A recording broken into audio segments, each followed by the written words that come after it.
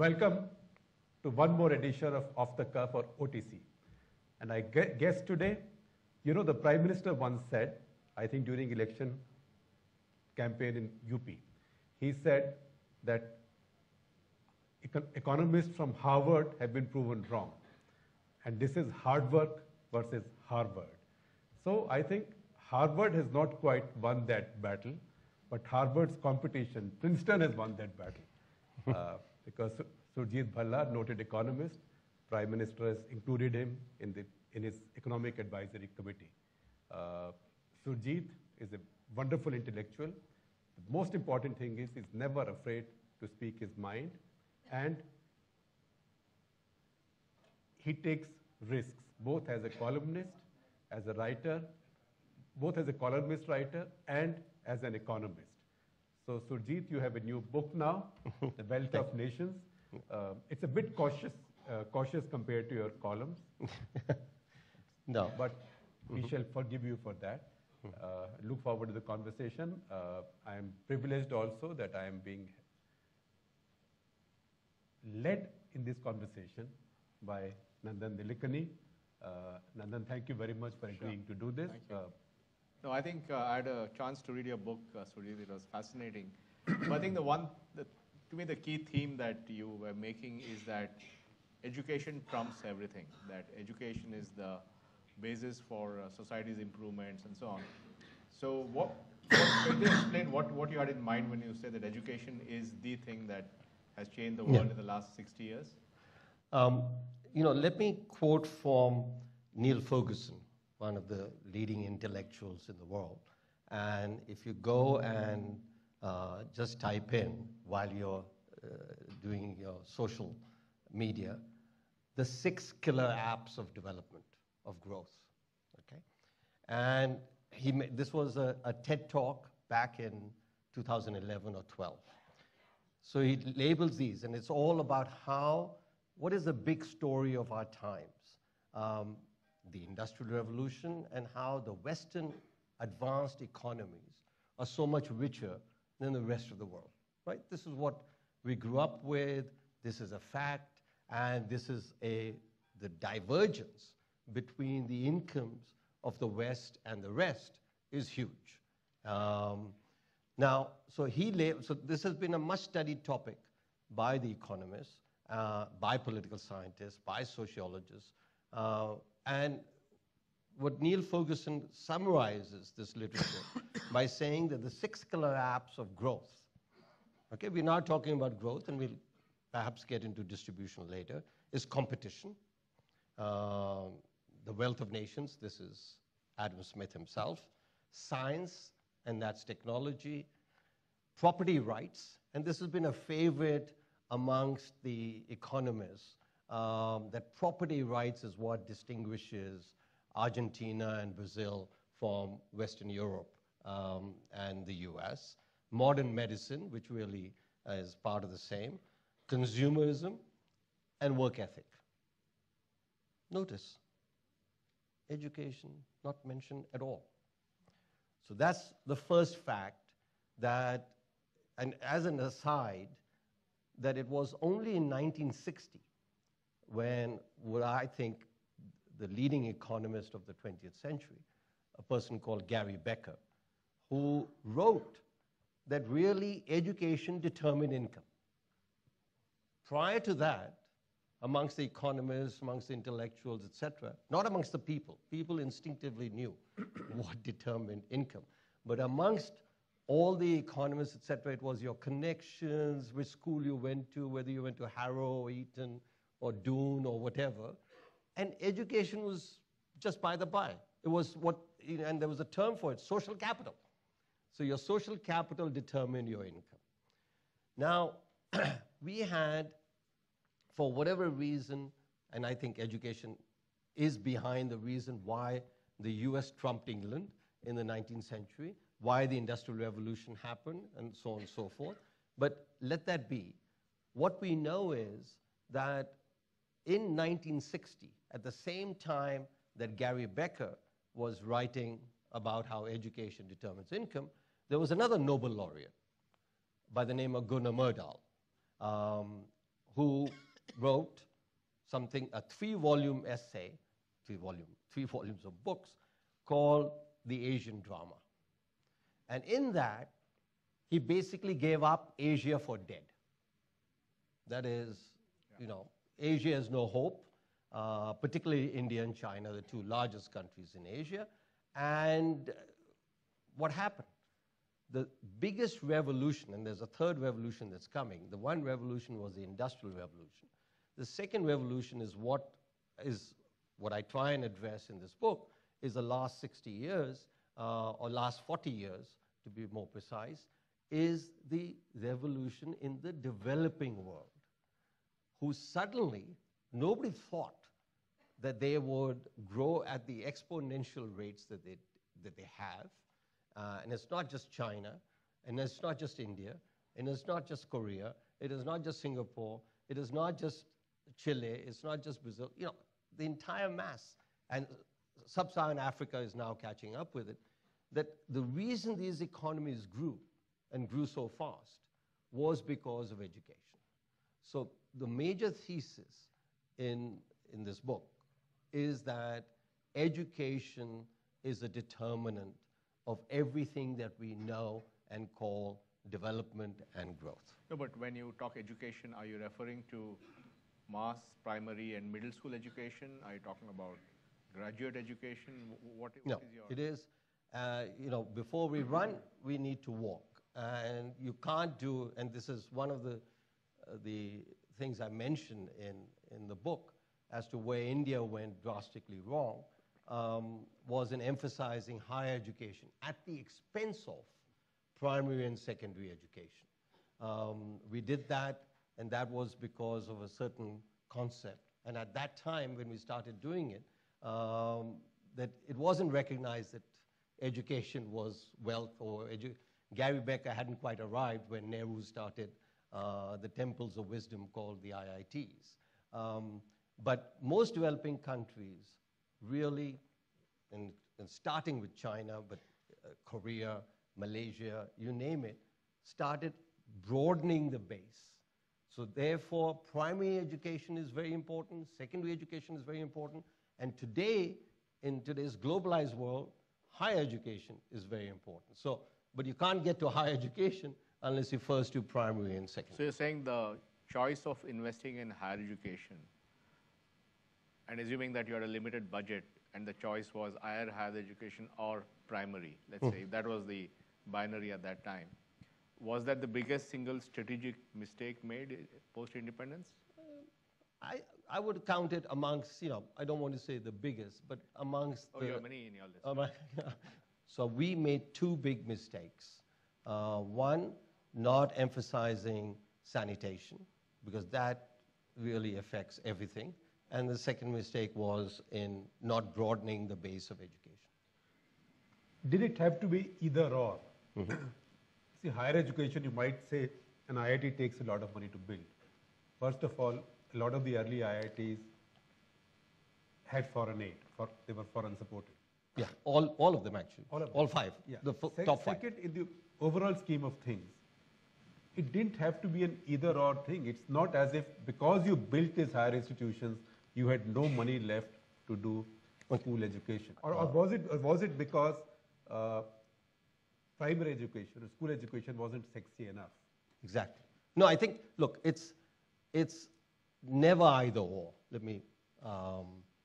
You have to do both. And there are trade-offs that those in charge of policy have to make all the time, and those who advise on policy also have to think about the trade-offs. Yeah, so, no, but I think to get back to the education thing, I mean, when other countries went on their economic growth trajectory, Japan, Korea, China, Southeast Asia, they already had universal literacy by that time, right? Well, this is where it comes to Shekhar's point as to either or whatever. So how do we find out whether India did right or wrong? And we find out by looking at what other countries did.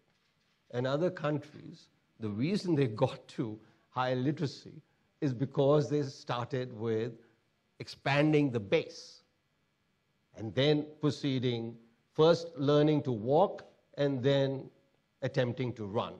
So here is a proposition before we move on from education to other points. That our big blunder was not focusing on institutions of higher learning, the IITs, the IIMs, the All India Institute of Medical Sciences. You need those to build excellence. Our big blunder, that's the proposition that I'm putting to you, was setting up the UGC and starting state funding of all degree colleges. As a result, all our household budgets actually become lighter when our children go from school to college. Because college exactly. College That's education wrong. in India, Yeah. including St. Stephen's, Hindu in Delhi, I bet the same thing applies elsewhere. Yeah. Our children go to college at 80 rupees a month. And if you increase it by 10 rupees, Then there are riots. then there are riots. Would you recommend to Mr. Modi to abolish UGC now? So what's therefore- what's your view on UGC's future? No, I think, look, as I said, we have done it wrong. You know, the fascinating thing about India, and we all Indians, we all love the place and will continue to love it, is that, and this is, other people have also noted it, but I'm trying to emphasize, you know, if there's anything possible wrong that a policymaker can do anywhere in the world at any time in history, we've done it here. It really, I mean, it is, you know, whether it is in taxation, whether it is in education, whether it is in environment.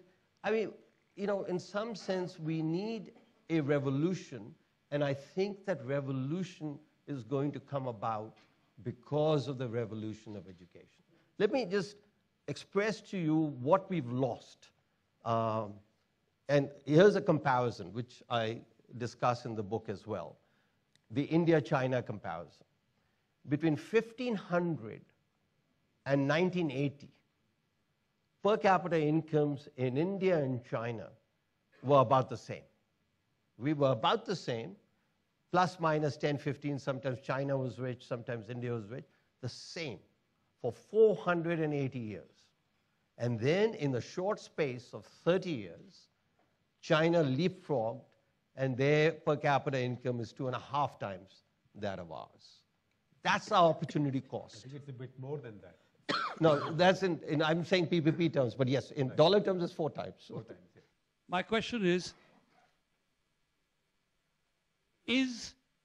education not being given the priority it ought to, at least primary education in the rural areas and those places, because an educated population questions politicians, they ask questions, they demand answers, and they throw the bums out. And our bums don't want to be thrown out. They want to keep their bums in the seats of power. Is that a cynical point of view? No, I think it's a reasonably accurate point of view, but the point is that thankfully, the times they are changing, or the times have changed, and now the education is quite widespread, and the bums are being thrown out, and should be thrown out. I will add a should to it. I'd like to know, if you do an audit trail, how much you lay it on the fiscal policy of the central government or state governments, and how much on the monetary policy, Reserve Bank of India. My second question is, why is that the parliament feels inferior to take accountability of Reserve Bank? And third is it a lot of misery in India is also on account of lack of accountability of the central bank? There are two determinants of growth, or aiding and abetting growth, besides education. You want to accelerate it, so on and so forth. In the modern world, it is monetary policy and fiscal policy. Okay? You know, the first thing you're taught as an economist is that the demand curve slopes downwards. Higher the price, less the demand. Lower the price, higher the demand. Except in a country called India. Interest rates don't matter. You get central bank governors saying interest rates don't matter. Animal spirits matter. वो जो पहले जो पुराने animal spirits matter. और क्या था? Environment matters. Oil prices matter. But interest rates don't matter. अरे किस दुनिया में रह रहे हो यार? I mean, it's embarrassing. I will say it very concretely. Anybody who says that interest rates don't matter, this is, a serious problem. And if you see, in 2009, I did a chapter edited by Shankaracharya and Rakesh Mohan, two very close friends of mine, Essays in Honor of Montague, where I spell this out there. What world are you guys living in that you believe that there is no such thing as a demand curve? So my simple answer to that, and we are losing out around the world, fiscal policy. So about the only instrument you have for both enhancing growth and decelerating growth is interest rates. So you need to think about, why is it that we are following a policy of decelerating growth? Hope for rate cuts even now. Last October, the RBI cut interest rates by 25 basis points. When you're asking for what's the room, right? The previous 8 months inflation was 5.5%. The RBI, I'm talking about the MPC, said, we believe, this is Michael Patra, we believe, or the RBI believes, that we should target a real policy rate of 1.25%. This is all matter of public record. This is not what I think. What do you think? This is what the RBI thinks. Us waqt se, since last October, real interest rates, policy rates, their definition, not mine, has gone nearly tripled. Tripled. From 1.25%, it has averaged 3.2% over the last 14 months. And you asking me, is there room for a rate cut? Because when you read financial papers also, of course, the argument always is that inflation is going up, growth is now picking up. In fact, RBI is going to be more hawkish, and there is no scope for rate cuts now. Forget it. Exactly. And why read the papers? RBI Governor Patel in the August meeting said, oh, inflation has gone up by 200 basis points. This is an official policy statement of the RBI. We need to get worried. What had inflation gone up from? 1.5, which is the lowest rate ever, to 3.5. And we have an RBI governor saying that he's very worried about rising inflation. So you are expecting a change of heart now? I am expecting a change of heart because I think we are really hurting the economy.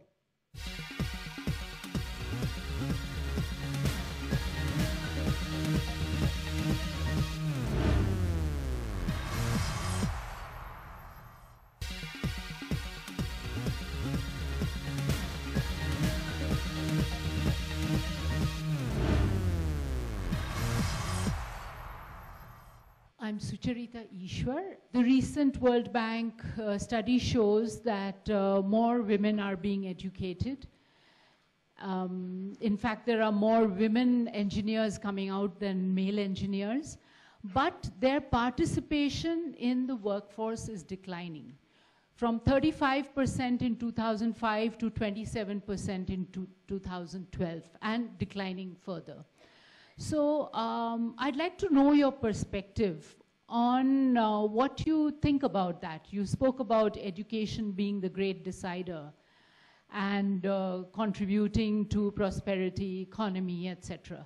So if 50% of the population is not participating in the mainstream economy, so where are we going? No, look, to state that this is the import of your question, that there was a paper done in 2009 by Ravinder Kaur, who happens to be my wife, and myself, and it's available on the web for the LSE, that found out that the one major reason for the labor force participation rate for women to have declined is that we use the definition ages 15 to 59 as being in the labor force or not. So we separated out, you look at 15 to 24, which is when you're likely to be, you're likely to be in school. And a large part of that decline was explained by the fact that more and more women were going to school. young girls were going to school. Nevertheless, so that was ended in 2011-12, 2009-10 actually. Nevertheless, it is a puzzle as to why Indian women have shown a backward bending curve, that as soon as their family or their incomes, joint incomes, reach a certain level, they withdraw. I think that is your point, and it's a valid empirical point. All I would say is that, as I said, I've looked at this, I've studied this, just wait 5 years, because the change in the education of the women and the empowerment has been very, very rapid over the last 10, 15 years. Just to give you one example of how rapid. In 1983, young urban women, ages 15 to 24, and I'm going to compare them with urban young men, 15 to 24, had 2/3 of the education of urban young men. 1983, not that long ago. Okay. And they had 2/3 of the wages, those who worked. It's a separate question of whether they were in the labor, but they chose to work, they had 2/3 of the wages. In 2011-12, young urban women have 0.1 years more education than young men and 3% more wages. So what we've seen is a very, very rapid change in the educational profile of women, the attitudinal change, which is the real thrust of your important question. We are in the witnessing stages as we speak. That is happening.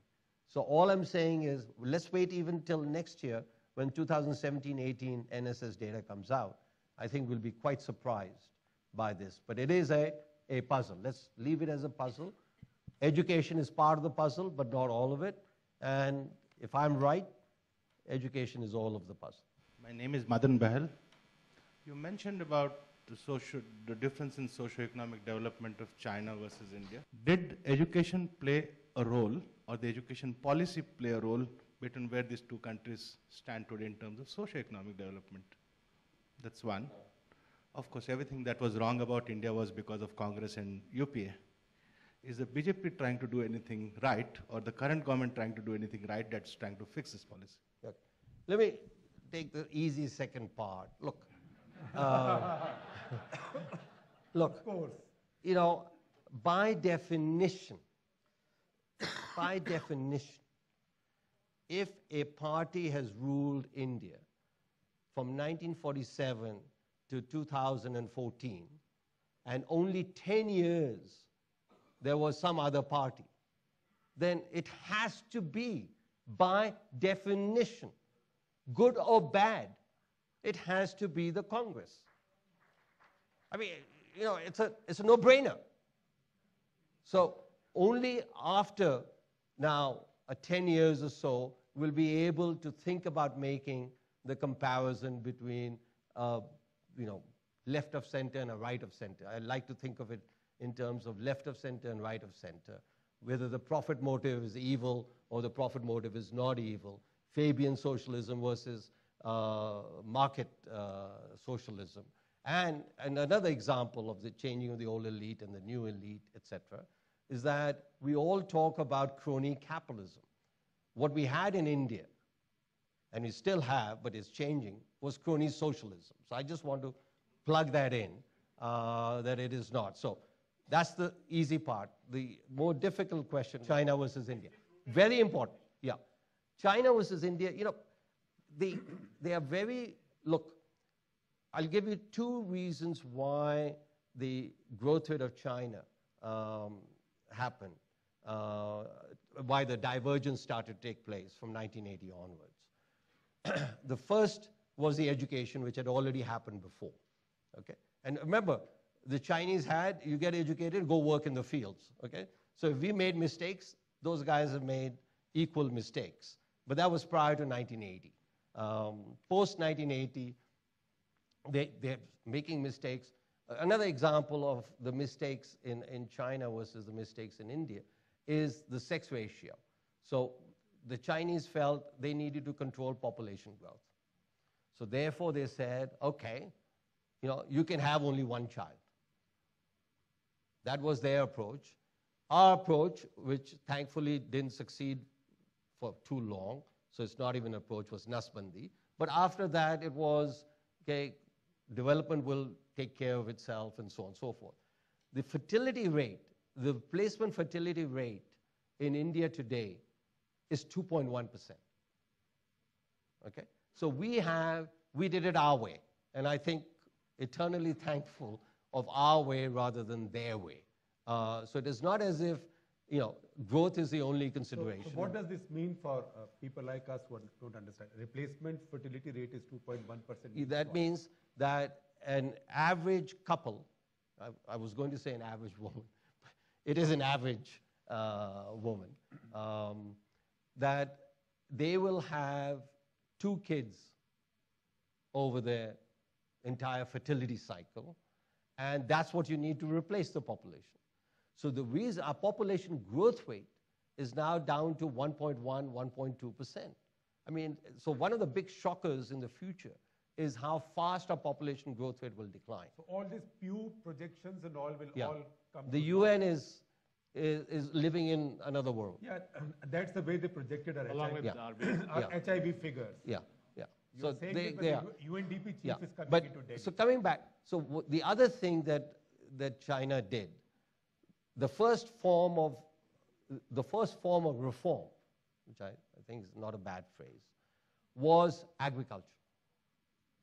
We have not, so the big 1991 reforms came. We did not reform agriculture at all. And neither did Bajpai. So come back to your political thing. That is being attempted for the first time in Indian history. They did it to begin with. They'd already done the education part. They did then the agricultural part because a large part of the population was engaged in agriculture. We didn't do that. And that is where our elites thought of a different model. So don't think in terms of, Congress and all, which will lead you astray. It is, Congress had to have been. I mean, so we made mistakes. It so happened that the Congress was in power when we made mistakes. But just to repeat this, Surjit, what you're saying is that the news on population growth is very good. absolutely, and it's completely underestimated. Stop worrying about this Absolutely. population explosion. So what will it peak at? What will it? This I'm actually in the process of doing. But it is the case that, look, and the reason the population growth rate is as high as it is, we're all living longer around the world, but especially in a young country, etc. So it is in a number that I'm very seriously, and to compare it with the UN estimates and see where. But the preliminary estimates are that the UN is out to lunch in terms of our population growth rate.